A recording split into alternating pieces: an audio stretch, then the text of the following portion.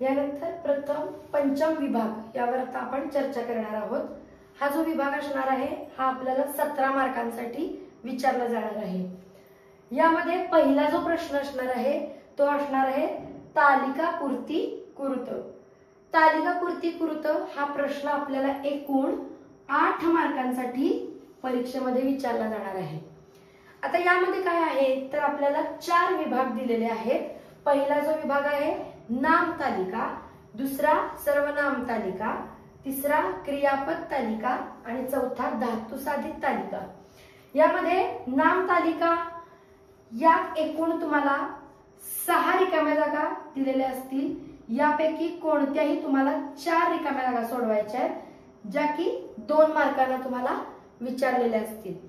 आता नाम तालिकेमध्ये काय आहे तर इयत्ता 8वी पासून 8वी 9वी आणि 10वी या 3 वर्षांमध्ये आपण जी काही नामं पाहिलेली आहेत त्या नामांवर आधारित तुम्हाला कोणत्याही विभक्तीतील रूप इथं तालिकामध्ये विचारतील आणि ती तुम्हाला एकूण 6 विचारलेली असतील।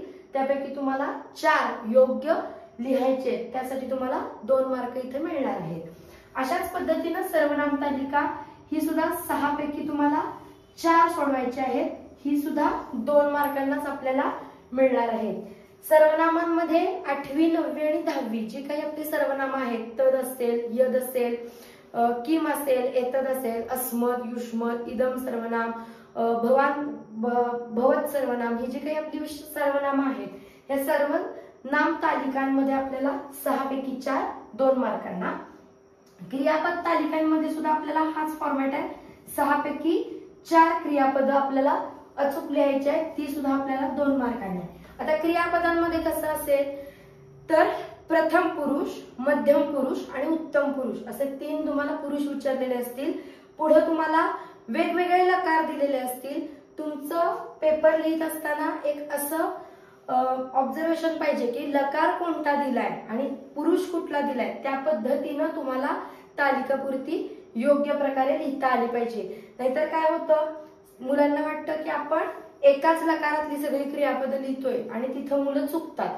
त्यामुळे इथं 3 वेगवेगळे लकार दिलेले असतात, त्या पद्धतीने तुम्हाला क्रियापद तालिका पूर्ण करायची आहे, जी की मगाचप्रमाणे 6 तुम्हाला रिकाम्या जागा दिलेल्या असतील, त्यापैकी 4 सोडवायचे आहेत, त्याला तुम्हाला 2 मार्क आहेत। आणि धातु साधित तालिका आपल्या पाठ्यपुस्तकामध्ये पान नंबर 78 वर जर का तुम्ही चार्ट पाहिला असेल तर तो चार्ट जर तुम्ही रोज घरामध्ये न चुकता वाचलात तर ह्याच्यामध्ये मार्क मिळायला काही अवघड नाहीये। इथं सुद्धा 6 रिकाम्या जागा दिलेल्या असतील, त्यापैकी तुम्हाला 4 सोडवायच्या आहेत, त्याही आपल्याला 2 मार्कांसाठी विचारलेले असतील। याच्यामध्ये धातु साधित विशेषण म्हणजे तवतु प्रत्यय असतील, शत्रुशालच प्रत्यय असतील तर ते तुम्हाला या धातु साधित तालिकेमध्ये विचारलेले असतील। याच्यामध्ये एक असा प्लस पॉइंट आहे आपल्याला की पान नंबर 78 वर दिलेला जो चार्ट आहे त्याच मधली धातू तुम्हाला परीक्षेसाठी विचारले जातात। जर का तुम्ही त्याचा योग्य प्रकारे सराव केला किंवा योग्य पाठांतर केलं तर हा सुद्धा प्रश्न तुम्हाला नक्कीच 2 मार्क मिळवून देईल। आणि अशा पद्धतीने तुम्हाला 2 2 2 आणि इथं 2 असे 4 प्रश्न 8 मार्कांसाठी तुम्ही इथं छान पद्धतीने सोडवू शकता।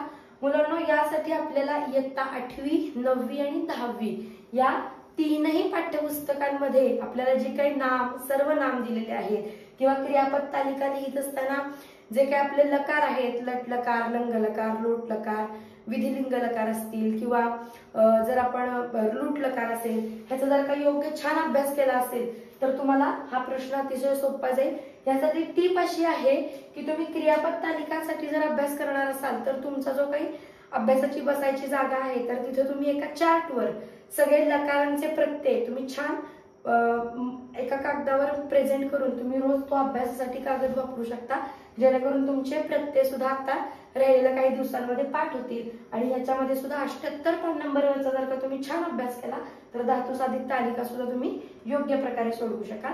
इथं आपला हा 8 मार्कांचा प्रश्न पूर्ण झालेला आहे। हा पंचम विभाग यातला आपण आता हा प्रश्न पाहतोय। याच्यामध्ये आहे प्रश्न, मुख्य जो प्रश्न असणार आहे आपल्याला तो आहे निर्दिष्टा कृती कुरुत। याचा अर्थ काय तर खाली आपल्याला एकूण 4 प्रश्न दिलेले आहेत, उपप्रश्न आहेत ते. यातले कोणतेही तुम्हाला 3 उपप्रश्न परीक्षेसाठी सोडवायचे आहे. मित्रांनो, एक भाग लक्षात घ्या, पंचम विभाग हा जो आपल्याला बघायचा आहे हा पूर्णतः व्याकरणावर आधारित असणार आहे. त्यामुळे तुम्हाला व्याकरणाचे सोपे सोपे प्रश्न सोडवून अधिक कसे मार्क मिळवायचे याकडे आपण आता इथं चर्चा करणार आहोत. बघा, यामधला एकूण तुम्हाला या प्रश्नामध्ये 4 प्रश्न दिलेले आहेत, त्यापैकी तुम्हाला 3 उपप्रश्न सोडवायचे आहेत. यामधील पहिला जो प्रश्न आहे तो असणार आहे संख्यावाचक विशेषणम. म्हणजेच काय, तर योग्य रूपम लिखित्वा रिक्त स्थानम पूर्तिम कुरुत. यामध्ये तुम्हाला एकूण 5 पैकी 3 एकूण तुम्हाला 5 संख्यावाचक विशेषणांची वाक्य दिलेली असणार आहेत आणि ती वाक्य, या वाक्यांमध्ये तुम्हाला 3 वाक्य योग्य प्रकारे पेपरमध्ये सोडवायचे आहेत. यासाठी तुम्हाला पान नंबर पुस्तकातलं 96 ते 100 या पान नंबरचा तुम्हाला अभ्यास करायचा आहे. आता याच्यामध्ये जर संक्षिप्त रूपात आपण पाहिलं तर आपल्याला एकूण 3 प्रकारे संख्यावाचक विशेषण झालेलं आहे. पहिला आहे संख्यावाचक, दुसरा आहे क्रमवाचक आणि तिसरा आहे आवृत्तीवाचक. तर या 3 प्रकारांमध्येच तुम्हाला एकूण 5 वाक्य दिलेली असतील. यातील 3 वाक्य तुम्हाला योग्य प्रकारे त्याचं संख्येचं रूप लिहून तुम्हाला ती वाक्य पूर्ण याच्यामध्ये पेपरमध्ये सोडवायची आहेत. जी संख्यावाचक संख्या असेल त्याला आपल्याला खाली अधोरेखित करायचं आहे किंवा अंडरलाईन करायचे आहे. यामध्ये तुम्हाला 5 पैकी 3 म्हणजेच एकूण तुम्हाला 3 गुण या प्रश्नासाठी मिळणार आहेत. जर पूर्ण प्रश्न बघितला तर हा 9 मार्कांचा आहे. यातले 3 मार्क आपल्याला या पहिल्या प्रश्नामध्ये मिळून जातील. दुसरा जो प्रश्न असणार आहे हा आहे समासानाम तालिका पूर्तिम कुरुत. म्हणजेच काय, तर आपल्याला गेल्या वर्षामध्ये म्हणजे इयत्ता 9वीच्या पाठ्यक्रमानुसार आणि आत्ताच्या 10वीच्या अभ्यासक्रमामध्ये जे काही समास होऊन गेलेले असतील, मग त्याच्यामध्ये जर आपली नावं पाहिली तर इतरेतर द्वंद्व समास असेल, समाहार द्वंद्व समास असेल, बहुव्रीही समास असेल, अव्ययी भाव समास असेल, कर्मधारय समास असेल, नय तत्पुरुष समास असेल किंवा विभक्ती तत्पुरुष समास असेल, तर असे जे काही आपले समासांचे प्रकार आहेत त्या अनुषंगाने तुम्हाला एक तालिका दिली जाईल आणि याच्यामध्ये तुम्हाला 5 रिकाम्या जागा दिल्या जातील. त्यामध्ये तुम्हाला 3 रिकाम्या जागा योग्य प्रकारे सोडवायचे आहेत. तर याच्यामध्ये काय असेल, तुम्हाला 3 कॉलम दिलेले असतील. या 3 कॉलम मध्ये पहिल्यांदा तुम्हाला पहिल्या कॉलम मध्ये समस्त पद सांगितलं असेल, दुसऱ्या कॉलम मध्ये तुम्हाला त्याचा विग्रह करून लिहावा लागेल आणि तिसऱ्या याच्यामध्ये तो समास नक्की कोणता आहे याचं समासाचं प्रॉपर नाव तुम्हाला त्या भागामध्ये लिहायचं आहे. असे तुम्हाला एकूण सर्व मिळून 5 रिकाम्या जागा असतील, त्यातली 3 तुम्हाला पूर्ण करायचे 3 मार्कांसाठी मिळून जातील. यानंतर तिसरा जो प्रश्न असणार आहे तो आहे समानार्थक शब्दात अथवा विरुद्धार्थक शब्दांत लिखत. आता हा जो प्रश्न आपल्याला दिलेला आहे हा पाठ्यपुस्तकामधीलच काही समानार्थी शब्द किंवा विरुद्धार्थी शब्द त्याच्या आधारेच आपल्याला इथं विचारले जातील आणि या प्रश्नामध्ये आपल्याला जो पाठ्यपुस्तकामध्ये शेवटी अमरकोश नावाचा जो विभाग दिलेला आहे त्यातील सुद्धा काही समानार्थी शब्द आपल्याला याच्यामध्ये विचारले जाऊ शकतात. यामध्ये सुद्धा आपल्याला एकूण 5 समानार्थी आणि विरुद्धार्थी एकत्रितरित्या असं दिलेलं असेल.